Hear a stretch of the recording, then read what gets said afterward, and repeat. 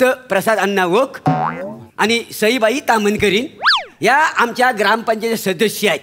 त्यांच्या उपस्थित आम्ही मृत्यूपत्र वाचतोय. काय समज? तुम्हाला सांगतो ना, काही खरं नाही हो आयुष्याचं.